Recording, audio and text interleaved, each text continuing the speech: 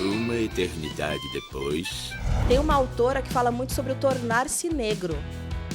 Quem nasce negro nesse país nem sempre sabe que é negro e se sente negro. E se sente pertencente desta comunidade. E se sente conectado a essa ancestralidade. E eu tenho certeza que eu demorei muitos anos para eu realmente entender tudo isso e me tornar uma mulher negra. Tem pessoas que reprovam esse tipo de fala, mas é muito real, porque é diferente quando você enxerga o mundo sabendo quem você é, sabe? Sim. Tendo segurança de saber quem você é, aonde você quer estar e que você pode estar naqueles espaços também.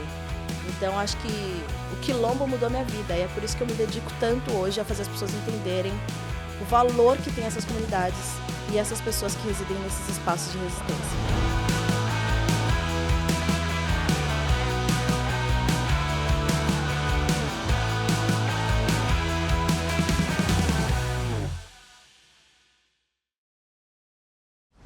Você fez o programa, tal, e a pesquisa?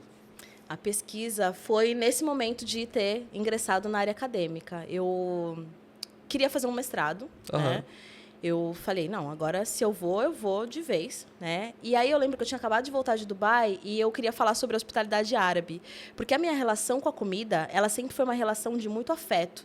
E aí até me incomodava, em alguns momentos, ouvir pessoas falando sobre cozinha afetiva sem conseguir sentir dessas pessoas que realmente elas tinham tido alguma relação afetiva com a alimentação.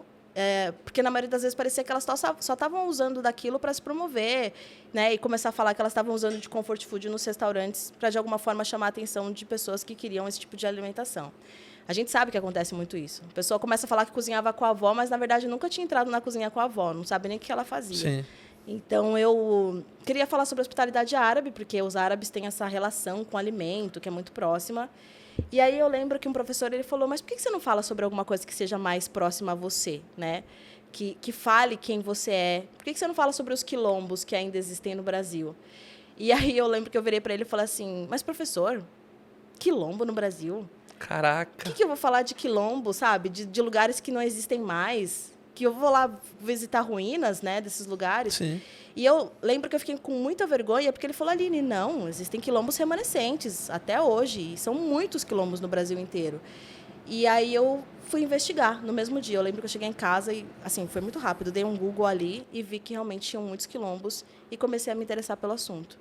E aí a primeira vez que eu fui num quilombo foi quando eu senti, assim, uma coisa diferente, sabe? A conexão mesmo. Eu nem sei explicar. Eu lembro que ninguém me recebeu. Eu lembro que eu praticamente implorei para falar com a liderança do quilombo, mas eu senti uma coisa diferente. Eu tinha vontade de andar descalça, sabe? Naquele lugar que eu nem conhecia. E aí eu percebi que existia ali uma conexão ancestral mesmo, assim. E eu nem falava sobre isso e nem usava dessas palavras, porque eu não tinha esse letramento racial também. Eu, quando entrei no quilombo a primeira vez, eu entrei completamente diferente da forma como eu me posiciono hoje em dia, como eu me apresento para as pessoas mesmo. Porque eu ainda tinha uma necessidade de me sentir, de alguma forma, mais facilmente, né, aceita nos espaços. Então, eu mudava muito o meu cabelo para parecer um cabelo mais aceitável. Eu usava umas roupas que eu achava que também iam ser mais aceitas em alguns espaços. Eu lembro que eu falava até baixo, sabe? Para não incomodar as pessoas e parecer que eu estava me destacando por ser uma mulher escandalosa, por ser negra. Eu tinha tudo isso na minha cabeça porque eram coisas que minha mãe me falava, que eu tinha que tomar cuidado. Porque ela aprendeu com a mãe dela também, que é uma questão também estrutural. Então, eu, quando vi aquelas mulheres incríveis, sabe? Pisando no chão, de saia rodada, eu entendi muitas coisas. Eu, por exemplo, é uma coisa muito boba que eu vou falar agora, mas eu odeio usar calça. Obrigado.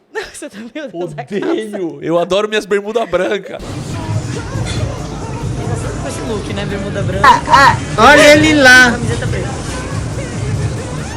Não, eu uso calça de lona, não uso calça jeans, é tipo casamento. Eu não tenho calça jeans. É só pra casamento. E aí eu falei, caramba, acho que até isso tem alguma coisa aí, alguma relação, porque eu não gostava de nada assim me apertando. Nossa, o que eu mais sofria na cozinha é ter que usar aquela calça e avental me prendendo e tudo mais. E eu falei, olha só, tem muitas coisas, e isso, como eu falei, é só uma coisa simples e que pode parecer até bobagem, mas pro todo do que eu me senti representada ali e pertencente, aquilo me fez perceber quem eu era de verdade. Que demais. Tem uma autora que fala muito sobre o tornar-se negro. quem nasce negro nesse país nem sempre sabe que é negro e se sente negro. E se sente pertencente desta comunidade. E se sente conectado a essa ancestralidade. E eu tenho certeza que eu demorei muitos anos para eu realmente entender tudo isso e me tornar uma mulher negra. Tem pessoas que reprovam esse tipo de fala, mas é muito real, porque é diferente quando você enxerga o mundo sabendo quem você é, sabe? Sim. Tendo segurança de saber quem você é, aonde você quer estar e que você pode estar naqueles espaços também. Então, acho que o Quilombo mudou minha vida. E é por isso que eu me dedico tanto hoje a fazer as pessoas entenderem o valor que tem essas comunidades e essas pessoas que residem nesses espaços de resistência. O que eu vou dizer, Marco? É que aí você pega no meu coração, né? Quando fala da pesquisa. Porra, não, mas peraí. O que eu vou dizer? Sério, o tempo passou assim. Cara, que história alucinante, juro. De tudo, assim. Eu acho que o nome do episódio pode ser Ditinha criou uma guerreira, por exemplo. Porque, cara, que aula. Só isso eu tenho pra dizer. Que loucura, cara. Que eu tô assim. Olha, eu mexido. vou falar real, assim, Catarina. Eu me aprofundei tanto nessa história, de verdade, Aline. Olhando você, observando você falar tudo isso aí, cara, foi um choque pra mim. Porque o Catarina disse isso em um outro episódio, né? De que eu nunca vou entender nada do que você passou. Eu sou pai de 2 crianças também. Meus filhos nunca vão passar por algo que seus filhos... É até difícil falar, né, cara? Passar por isso. E, cara, eu, né, só posso respeitar tudo isso, entender. E não dá nem pra falar, vou me colocar nesse lugar. Não tem como. Não tem como, não tem. Mas Então... você sabe que eu acho que esse é o primeiro passo. Primeira coisa é reconhecer, né? Eu acho que é isso que faz a grande diferença, porque as pessoas ainda tentam negar o que está acontecendo em frente a elas, assim. É verdade. E a gente que é pai sabe o quanto a gente quer bem os nossos filhos e tal. Então, Catarina, eu fiquei até sem palavras, de verdade, assim, cara, respeitando toda a sua história e entendendo que eu jamais vou conseguir compreender nada do que você passou, do que o seu povo passou, né? E de toda essa história que você vem resgatando aí dentro dos quilombos e tudo mais, né, cara? Falta palavras. E até vou falar mais, viu? Eu, Catarina, vou assumir até um compromisso de entender mais sobre o letramento racial pra gente, né, cara, entender como tudo isso funciona, né, cara? Esse universo pra falar, todo. Pra defender, pra entender. E mais uma vez, eu acho que dá pra ir um pouquinho além.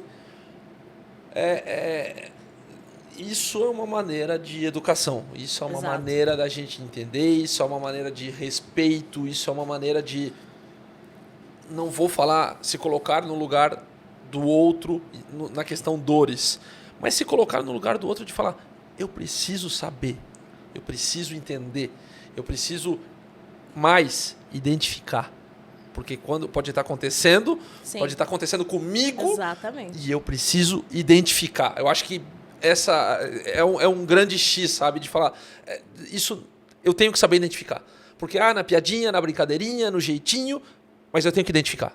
Porque às vezes acontece justamente dessa forma, né? Discreta, que parece que não está acontecendo. E é muito diferente você, com a sua... o valor que a sua voz tem, falar sobre questões como essa do que eu. Sempre vou ser colocada nesse lugar de vítima, meu bem, né? este lugar aqui, chamado antiácido, ele existe e ele é uma pílula.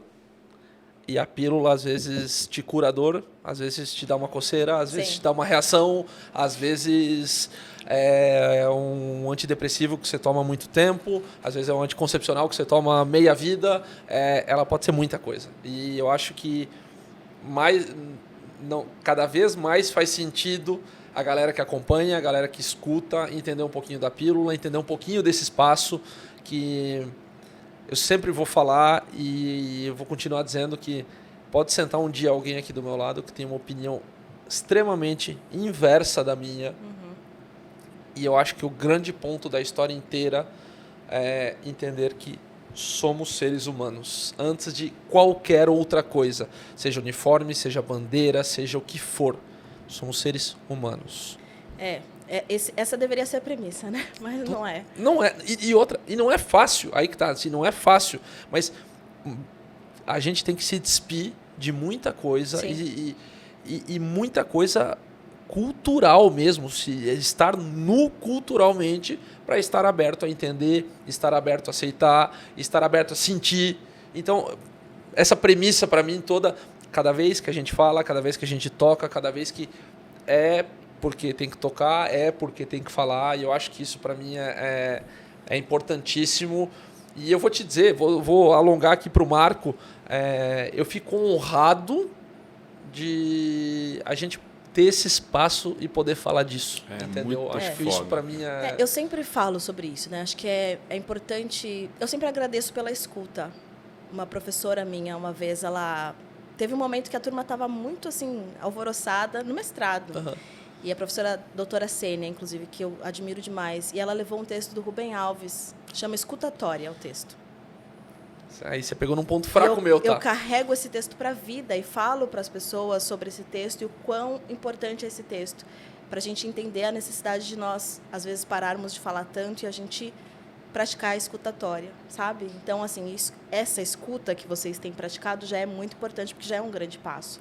Eu concordo plenamente que nós deveríamos ser todos vistos e tratados como seres humanos, que somos, antes de mais nada, mas não acontece assim. Sim. E eu acho que enquanto a gente não consegue chegar nesse ponto, também é importante que a gente faça essa distinção das diferenças para que a gente entenda que existem problemas diferentes também. Porque muitas vezes a gente usa esse discurso de somos todos seres humanos e a gente acaba mascarando esses problemas. Sim. Não é o caso aqui, mas a gente vê muito Sim, isso, né? sim. Toda vez que é 20 Totalmente de de acordo. novembro, por exemplo, as pessoas falam, não deveria ter um 20 de novembro porque somos todos iguais. Mas não somos todos iguais. Sim. Não temos os mesmos problemas, não passamos sim. pelas mesmas dificuldades. Então, acho que é sempre importante também a gente levar em consideração Total, isso. eu acho que 200% certa. E eu tenho uma aula que chama Ostra Feliz Não Faz Pérola, Ai, por conta dele. então tá tudo em casa. Você já entendeu. É isso. Marcos, temos alguma pergunta da audiência? Temos meu uma amigo? pergunta aqui da audiência. Eu vou falar pra você, Aline. Sempre que a gente fala o nome da pessoa que tá fazendo a pergunta e o nome da cidade, o pessoal dá risada. Mas existe a cidade. Existe, tá? É tudo verdade. sério? Já tô claro. falando. Existe. A Jéssica Devagar, lá de Passo Lento, Mentira. ela quer saber o seguinte. Sério? Passo Lento é da onde? Passo Lento, Rio Grande do Sul. Aí, viu? Aí, tá vendo? Não Ela tá, quer, né? ela quer saber o seguinte. Aline, ela diz que é sua fã pela sua trajetória e sua representatividade e como é ter o peso de ter sido inspiração para tantas mulheres pretas no nosso Brasil.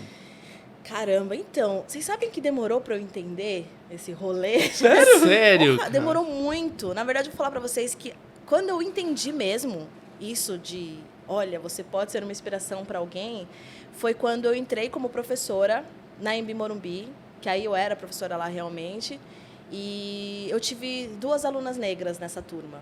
Assim, quando eu me formei, quando eu estudei, eu era a única aluna negra que eu via no campus. Aham. Porque eram 4 cursos só, era hotelaria, turismo, gestão ambiental e gastronomia. Então era mais fácil de identificar. E aí eu lembro que nessa primeira aula, primeiro que as pessoas não achavam que eu era professora. Eu praticamente precisei falar, galera, sou eu mesma. Aham. E eu talvez não aparente ter a idade que eu tenho, o que é muito bom para né? Eu vou de falar a melatonina. real. Quando você De disse há melanina, 20 anos aliás. atrás, eu falei, não, cara, Não, sempre que peraí. eu falo isso, e aí você falou da idade, eu falei, 35. Porque eu já tenho uma idadezinha avançada, mas a melanina me ajuda muito e eu acho ótimo. Mas eu lembro que essas alunas, elas quando saíram da cozinha, elas andaram um pouquinho e voltaram. Elas falaram, chefe, a gente precisa falar uma coisa para você. Se você chorar, eu vou chorar. Eu não vou, então. Então, Calma. pronto. Meu ascendente é em câncer, dizem que eu fico mais mole por isso. Mas elas me disseram o quão importante era ter me visto ali como professora, sabe? E que elas, antes mesmo de começar o curso, elas já pensavam se elas deveriam fazer o curso. Já pensavam em desistir de algo que elas nem tinham começado. Porque elas não conseguem enxergar pessoas como elas nesse meio. E que eu estar ali era de muita simbologia para elas, assim, era muito significativo e que elas tinham se sentido realmente ali também pertencente àquele espaço. E podendo fazer aquilo, né, de estar ali, de estar ocupando aquele espaço, que é um espaço que a gente sabe que é embranquecido, sim, e é elitista. Não é um curso barato. Não. Essas meninas eram bolsistas, obviamente. E eu acho péssimo ter que falar isso, com esse complemento do obviamente elas eram bolsistas, sendo meninas negras. Mas a gente sabe aonde que a maioria da população negra da cidade de São Paulo está concentrada.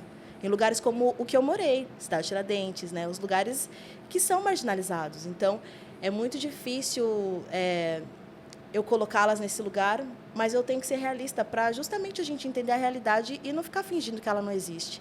Mas foi naquele dia que eu entendi, sabe? Porque eu realmente não entendia, eu não achava que era tanto assim. Ainda que eu não tivesse tido professores negros, eu acho que eu acabei normalizando isso. Eu estudava na cultura inglesa, eu estou falando várias marcas e lugares aqui, né? Mas eu estudava num lugar que... Não, todo mundo Vai é uma patrocinar, oportunidade é de isso patrocinar aí. a gente, Faz pronto. aí um PID, sei lá, se não puder. Mas pode patrocinar também. Pode tudo, meu bem. E eu lembro que eu era única também, sabe? E era muito difícil, porque eu não sentia que aquele espaço era meu. Mas eu estava acostumada já. Porque sempre que eu ia nos lugares, eu não me via. Hoje em dia, até os dias de hoje, eu entro nos lugares e nem sempre eu me vejo também. Só que hoje eu sei lidar melhor com isso. A minha mãe, ela sempre fala, eu não sei como você consegue ir nos lugares que você vai, nos restaurantes que você frequenta, porque eu não conseguiria me sentir à vontade. E eu lembro uma vez que eu levei minha mãe para jantar num restaurante sofisticado, considerado assim, gastronômico, e a minha mãe, ela não estava bem, sabe? E foi aquela vez só, porque eu falei, será que eu estou fazendo bem para ela realmente? Eu estudei hospitalidade, e quando a gente fala em hospitalidade, a gente fala também sobre essa questão de, às vezes, você querer dar o seu melhor para a pessoa, mas que nem sempre é o melhor que a pessoa realmente quer receber. Às vezes a gente está numa festa de final de ano, em casa, e você chama a sua família, você tira todas as taças de cristal e coloca na mesa. As que você não usa o ano inteiro. E aí você convida pessoas que são pessoas também do seu, né, dia a dia, que não estão acostumadas com aquilo. E a pessoa se sente tão constrangida que, na verdade, você está machucando a pessoa com algo que você achou que fosse um presente. Sim. E não é. Eu escutei de um professor meu há muito tempo atrás. Ele falou assim, a coisa que mais doía nele era quando alguém falava assim, mas eu vou te receber na minha casa como se eu estivesse me recebendo, sabe? Eu vou te dar... E ele sempre falava assim, eu vou te receber na minha casa do jeito que você quer ser recebida. Sim. Esse é o grande ponto. Então, se eu for receber o meu irmão na minha casa, eu preciso ter meia dúzia de cervejas, um jogo de futebol passando, e para ele vai ser Maravilhoso. fantástico, porque ele quer ser recebido desse jeito, Sim. sabe? Então, assim, eu acho que a gente, nesse momento, é entender o outro e falar, cara, talvez não seja, talvez não seja. E é uma grande filosofia que eu levo, até por isso que eu te falei dessa questão de a gente entender também as nossas individualidades, que somos diferentes. Porque é ótimo. O tempo que eu trabalhei em Dubai, eu lembro que uma das premissas do hotel era você perceber os clientes como indivíduos únicos e tratá-los dessa forma. Eles faziam os funcionários chamarem os clientes, os hóspedes, pelo nome, o primeiro nome. Caraca! Para que o hóspede sentisse realmente que aquilo foi pensado para ele. Sim. Que as pessoas sabiam quem ele era, a importância Imagina. que ele tinha. E eu falei, caramba, é isso. A vida tem que ser um pouco isso, sabe? Eu entender que a forma como eu vou te receber é diferente da forma como eu vou receber os meus pais, os meus amigos mais próximos que me conhecem a fundo e todas as minhas loucuras e bobeiras, e também as pessoas mais sofisticadas com que às vezes eu tenho que conviver, ou que convivo porque gosto, realmente Sim. fazem parte do meu círculo social. Então, eu acho que é muito isso. E, para fechar respondendo a pergunta, hoje, entendendo essa questão da inspiração, eu, na verdade, tenho feito com que essa fala ela se retorne, né, do que eu tenho feito para essas meninas. Porque eu sempre falo para elas, na verdade, vocês são peças fundamentais desse jogo, sabe? Talvez não seja só porque eu me formei há 20 anos atrás que eu tenha que ser visto mais nesse papel. Porque também é uma responsabilidade que eu não sei se eu dou conta de carregar. Mas que elas entendam também que elas estarem ali é muita coisa. Elas estarem ali juntas. Quantas vezes eu entrei numa sala de aula para dar uma palestra sobre quilombos e eu era a única pessoa negra no espaço? Mas você estar lá também é uma muito assinatura importante. de... Não, é muito importante. Caraca. Mas eu sempre falo para elas, olha que impressionante, né? No sentido positivo, não que deveria ser. Sim. Mas olha que incrível e potente vocês duas estarem aqui juntas, fazendo esse curso, e eu estar aqui, então, como professora. Então, a gente avançou bastante, ainda que Sim. o caminho seja longo. Sim, não é porque começou a andar que não tem um... Não, exatamente, senão a galera também acomoda, né? Aline, aqui no final do nosso programa, a gente faz uma Foi brincadeira. muito rápido, né? Foi maravilhosa. Foi maravilhosa. Aqui no finalzinho do nosso programa, no último bloco, a gente faz uma brincadeira que é um pinga-fogo, um de frente com Gabi, de frente com Catarina, a rapidinha com Catarina. Eu vou Por que as responder. pessoas chamam de Catarina? Eu sou de Santa Catarina, né? Ah, que legal. Aí no primeiro dia eu cheguei com esse sotaque horrível e... Você acha que você tem sotaque? Eu não... Tem. É Olha que assim, eu só. tento segurar aqui, Ah, entendi. mas Tá, é... faz sentido. Não, eu tinha bem mais puxado. E também nunca me chamaram pelo nome. Eu tive 75 apelidos. E aí virou Catarina no segundo dia de restaurante. Catarina. Falei, quer saber, cara? Me amarrei, Catarina. Não ia adiantar lutar E contra, então... parece que só eu não sabia disso, né? Parece que todo mundo sabe. Não, pior que tem muito... Ufa. Muita gente acha que é sobrenome. Não, Muita gente acha que é Eu sobrenome. vou falar pior. Nossa. Até esse momento eu achei que era sobrenome dele. Ah, então tô me sentindo ótima. Muita gente acha que é sobrenome. Muita gente acha, cara. Muita gente. E não é parece. apelido. Então, mas é apelido. Aí pegou e eu falei, deixa assim, tá tudo bem. Mas minha mãe às vezes fala, eu sou a mãe do Catarina. Eu falo, mãe, para! Mãe, Você não! Ô, me ajuda! Tá E aí, gente, eu quero a primeira pergunta, a primeira resposta que vier na sua cabeça, Tá. eu vou soltar aqui. E se você quiser discorrer, você fica à vontade também, que isso daqui tudo é pra você. Tá bom. Tá? Então, defina a Aline em uma palavra. Caramba. Boa palavra. Resiliência. Olha, melhor ainda. Mas podia ser caramba também. Caramba, é ótimo. Caramba. Porque é muita coisa. Mas resiliência acho que é uma palavra que... Bom. E a gente vai se reinventar 1000 vezes se Mil precisar. vezes. E é isso aí. Me conta um sonho. Tô com medo de falar alguma coisa, já matei a primeira palavra. Mas um sonho. Eu queria dormir um dia da minha vida, sem achar que alguma coisa vai acontecer comigo antes dos meus filhos eles estarem 100% em condições de se virarem sozinhos. Porque eu tenho medo todos os dias de acontecer alguma coisa comigo e eles ainda não estarem preparados. E desculpa por ter pego pesado, mas é realmente uma coisa que toda vez eu penso, eu falo com eles sobre isso. Hoje mesmo a Cecília, eu brinquei que eu estava desmaiando, ela falou, mãe, você vai morrer, pelo amor de Deus, sabe? Eu não posso brincar com essas coisas. Então, Sim. assim, é muito ruim você viver nessa tensão sempre, de achar que vai acontecer alguma coisa, e os meus pais já têm idade, que eles são o meu braço, minhas mãos, as minhas pernas, e eles ficarem sozinhos porque eles já são órfãos de pai. Caraca. Qual a melhor parte do seu trabalho?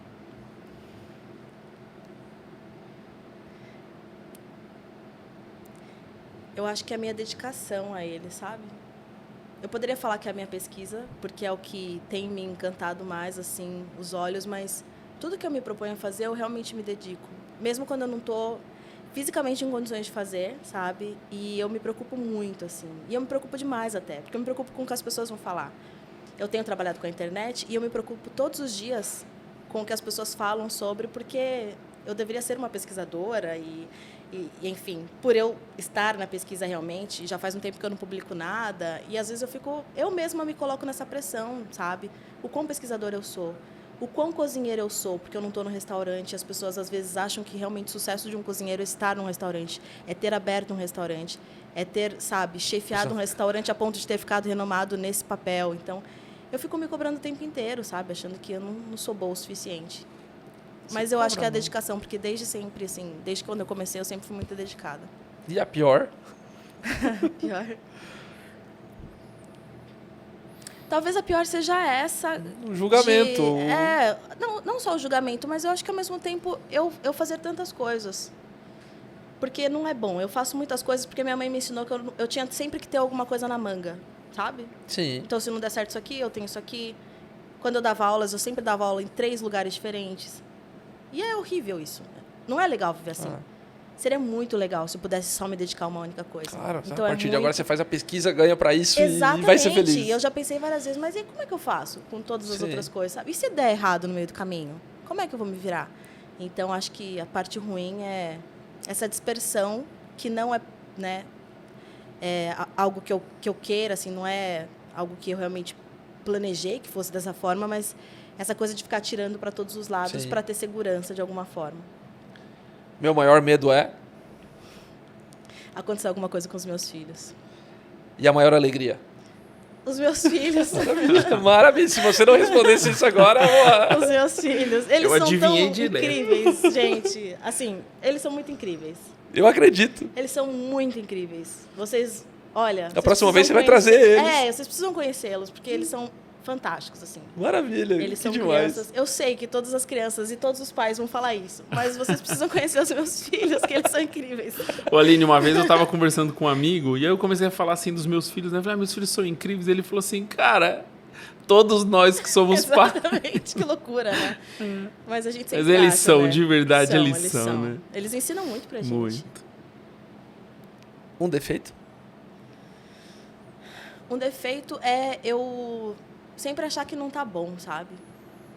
Perfeccionismo seria a palavra para definir isso, mas eu sempre acho que não tá bom. Um arrependimento? Caramba, eu tenho alguns, hein? E é horrível falar isso, porque eu gosto do que eu tenho hoje, assim. Tenho no sentido de como a minha vida, né, tem funcionado, assim. Mas eu sempre fico pensando, será que eu não deveria ter feito diferente essa coisinha, assim? O que eu vou dizer que que é um defeito, um arrependimento? Eu acho que não ter falado tantos nãos, que mudaria algumas coisas que hoje eu sinto como arrependimento, mas na verdade foi a falta de nãos que eu deixei de dar na vida. Eu tenho um sério problema com isso. Opa, Me indica um filme. um filme? Ah, Caramba! Eu tenho muitos filmes que eu gosto muito, mas eu vou te indicar um filme bom para você. não indica pra mim, indica um filme que você... Tá, um filme é pra isso. galera. Um filme pra você, gata. Um filme que eu gosto. Ah, isso, é isso aí vai que vir o mais precisa. bobo possível. Vai lá, ué, Mas tá sabe ótimo. um filme que eu sempre gostei a vida inteira? Peixe Grande. Peixe Grande. É. Tim Burton, se não me engano. Ah, Tim Burton, acho tá. que pode ser. Peixe Grande. É, eu acho que pode Big ser. Fish. Ah, É um filmaço. É um filme que ensina muito sobre a vida. bom Peixe bom Grande. filme. É Tim Burton mesmo? É, Tim Burton Ah, e as suas histórias maravilhosas, né? Ah. Isso Peixe Grande. é perfeito. O que você faz quando ninguém tá olhando? Eu tomo vinho. Eu tomo quando todo mundo tá olhando também, mas eu tomo mais. Maravilhosa. Me diz o que você comeria na sua última refeição. Eu comeria qualquer coisa que minha mãe fizesse. Qualquer comida. Eu não esperava outra resposta A de comida você. da minha mãe é a melhor do mundo inteiro. Eu sei que a de todas as mães é. A próxima vez a gente vai marcar, você vai trazer as crianças E e uma a marmita. Uma marmita da Titinha. Feito. Vocês não têm noção. A minha mãe faz um lagarto recheado que ela cozinha por 8 horas, que fica com aquele molho. Sério, Caraca, eu salivei aqui. é sério. Antes da gente acabar, já virou praxe. Uma pergunta que eu deveria ter feito e eu não fiz. Eu acho que você deveria ter me perguntado sobre a minha visão. Mas você vai fazer eu responder essa pergunta? Não sei qual é a pergunta. Não, mas. Não, porque eu não quero responder, talvez. Mas eu acho que você devia ter me perguntado o que eu acho, né? A minha visão sobre os chefes de cozinha, por exemplo, tendo o meu pensamento hoje decolonial e pensamento voltado para a questão da ancestralidade.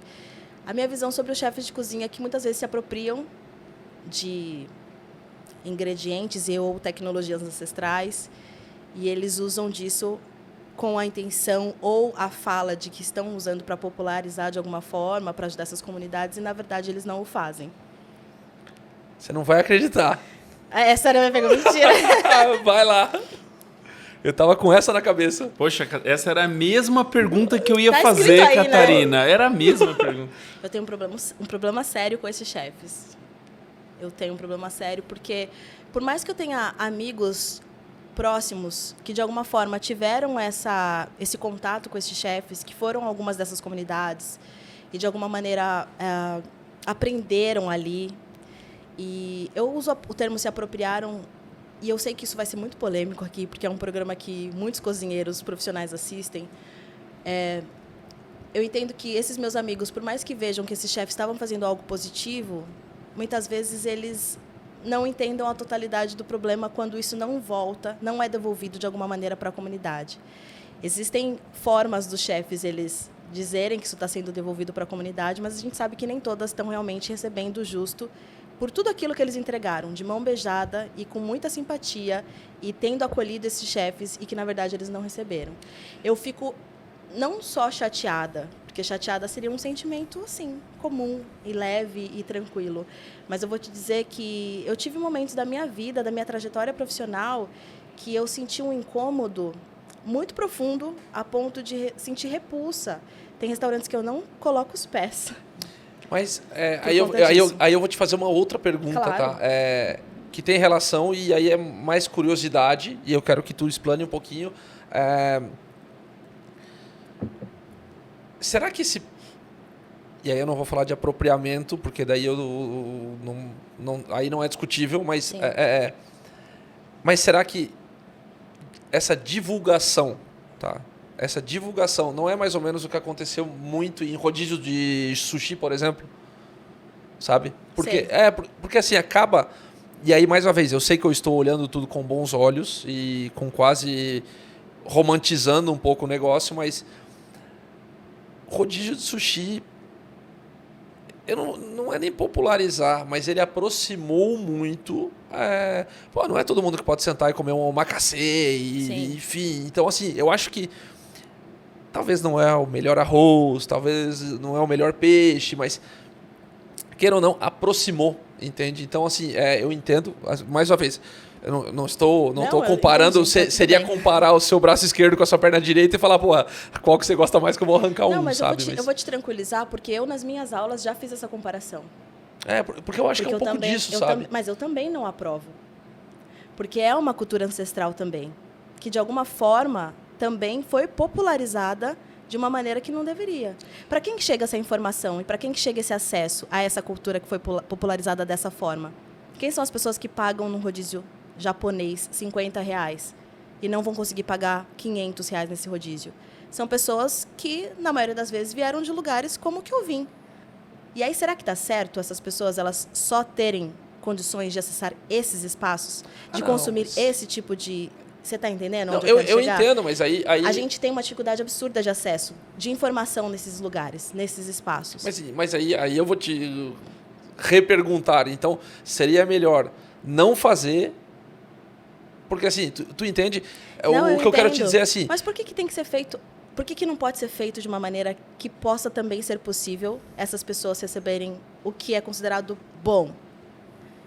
É muito isso. Eu entendo que tem esse pensamento de... vamos fazer, porque senão eles vão ficar sem ter condições de chegar. Eu acho que para mim não é nem a condição de chegar. Eu não vou nem no ponto da condição. Até porque a condição vai fugir da tua mão, da minha mão e da resposta de qualquer um que sentar aqui.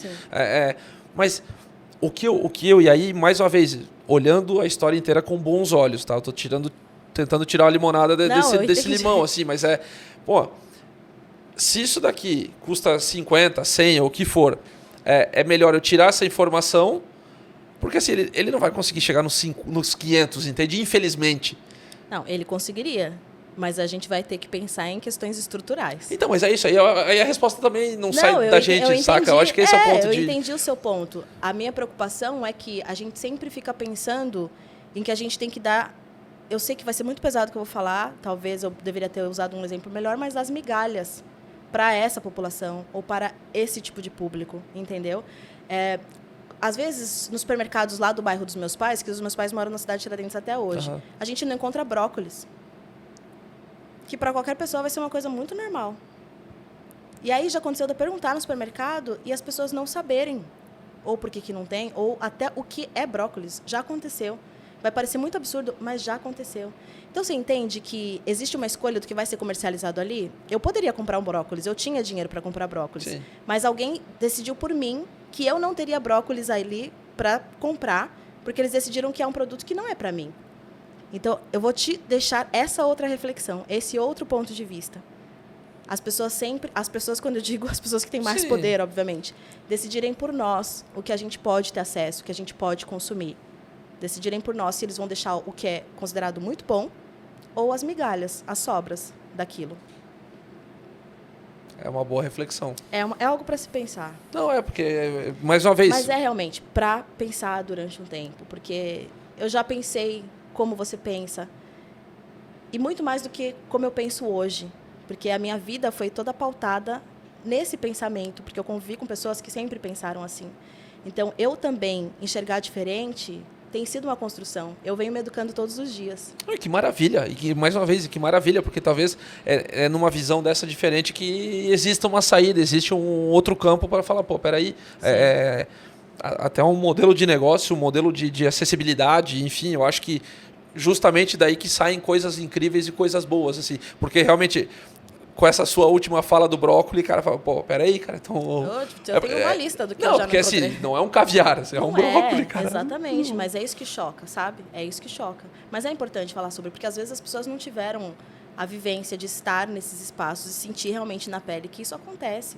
E aí, depois, as pessoas recriminam a periferia quando a alimentação não condiz com uma alimentação considerada saudável e uma alimentação que preze por nutrientes e afins. Mas quais são os problemas da periferia, né? O que chega lá de fato, o que não chega? E aí eu não estou falando nem sobre informação, estou falando o que chega de fato. Sim. E o que não chega. Então a gente tem que pensar realmente sobre isso, né?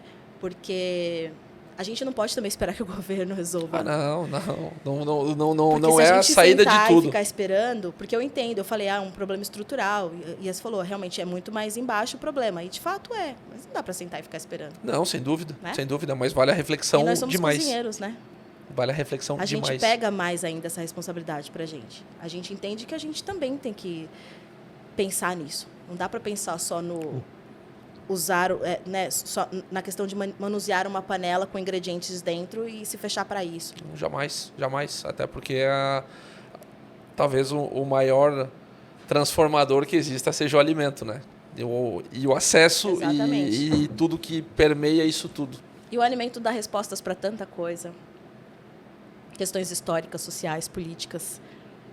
O ingrediente, A gente vai ter um episódio 2, Marco. O que eu vou te dizer, cara? Catarina. O que eu vou te dizer? E essa foi uma aula, né? Demais, cara. Não, foi 4 horas e meia de conversa a gente tem que ter. Vocês viram que eu fico, né? Que eu sou faladeira mesmo. Maravilhosa. Aline, Marco, te agradecer mais uma vez, cara, pela companhia. Por mais uma segunda-feira a gente tá junto. Obrigado mesmo. Aline, meu bem. Eu quero, antes da gente despedir, eu quero que você pegue essa câmera, que é sua, e deixe um recado para todo mundo que está ouvindo, para todo mundo que está vendo. E assim, já vou me alongar aqui dizendo que você deu uma aula. De verdade. É muito inspirador a gente ver um contraponto tão real e tão factível de tudo que existe. E mesmo sendo real, mesmo tendo doído, mesmo tendo sido uma dor, uma marca, uma cicatriz, você hoje conseguir sentar, se abrir e falar. Então eu só posso te agradecer por isso. Eu espero que todo mundo que tenha acompanhado a gente ao longo desse nosso papo entenda e perceba o quão... Como é que eu vou falar isso? Poderoso é o poder que elas têm na mão dela agora, de transformar, de mudar, de alterar. Então, acho que esse é um pouquinho do meu recado e eu quero que você se sinta à vontade para deixar o recado que você quiser. Poxa, eu tenho uma dificuldade, né, às vezes, de ser muito objetiva, mas quando comecei a faculdade de gastronomia, em toda aquela situação, eu tentava correr contra o tempo, porque eu achava que eu estava atrasada em tudo. Depois eu comecei a trabalhar nos restaurantes, aí eu comecei a conhecer pessoas, e também parecia que eu sempre estava atrás, porque eu não conhecia muita coisa, e eu estava aprendendo ali na marra. A minha vida toda foi assim. E aí eu lembro que chegou um momento dela, e que eu acredito que tenha sido depois dos Gêmeos, que eu comecei a pensar que eu precisava ter calma em tudo. Que eu precisava fazer as coisas no tempo que as coisas acontecessem. Eu não acho que a gente tem que sentar e se acomodar, mas a gente precisa ter calma. Porque às vezes a gente age com tanta ânsia para fazer aquilo que a gente se perde no meio do caminho. Eu aqui até para falar com você, eu às vezes quero falar tanta coisa e eu fico preocupada também das minhas palavras não fazerem sentido. Então, a minha mensagem é que a gente tenha calma para tudo. Que a gente pare, pense, reflita e que a gente tenha calma.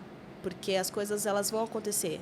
Às vezes elas precisam acontecer um pouquinho mais lentamente, mas a calma é importante porque ela favorece a gente se compreender também como pessoa e o que a gente está fazendo de fato, para a gente não fazer as coisas de forma atropelada. Então, tenham calma. Acho que esse é o recado. Olha, eu quero dizer pra você, Aline, o seguinte, cara. Eu consegui ter essa calma durante essa 1h22 e nós estamos aqui. Foi incrível, né? Sua clareza, transparência. Cara, imergir nessa história sua de tanta força, de tanta luta, né? Não só sua, mas como do seu povo, né? Porque eu acho que é isso, eu não posso falar do nosso, porque é do seu povo mesmo e, cara, me fez refletir demais. Foi incrível, como eu falo pro Catarina sempre, foi um presente. Hoje eu ganhei um presente de ouvir aqui. Ah, imagina, foi meu. Obrigado. Eu vou terminar, como eu falei, né, no meio do caminho. Eu agradeço a escuta de vocês, que é muito importante sempre e é um primeiro passo para muitas e grandes e poderosas revoluções. Isso aqui tá aberto. Então, quando você tiver agonia e quiser falar, a gente tá aqui para escutar. Olha que eu bato aqui. Maravilhoso. Pessoal, e você, já vai ficar o recado aqui. Segue, curte, compartilha, se inscreve no canal. A gente quer trazer mais gente inspiradora aqui. Mas lembre-se também, você, cozinheiro que está aí assistindo, quando jogar aquela salsinha fora, quando jogar aquele brócolis fora, quando jogar aquele pedacinho, mas é só um restinho, mas não sei o quê. Tem gente que não tem acesso, cara. E se isso não começar a tocar a gente agora e a gente entender que somos agentes de transformação, nada vai mudar e a gente não vai sair do lugar. Então, não errem dos mesmos erros. Errem de erros novos. De preferência, o lindo seria não errar. Mas a gente vai errar. Somos humanos. Então, se Deus quiser, teremos uma semana de menos erros, de mais acertos, de mais aceitação, de mais reflexão. E se Deus quiser, segunda-feira que vem a gente está de volta. Senhoras e senhores, muito obrigado. Beijo e fui!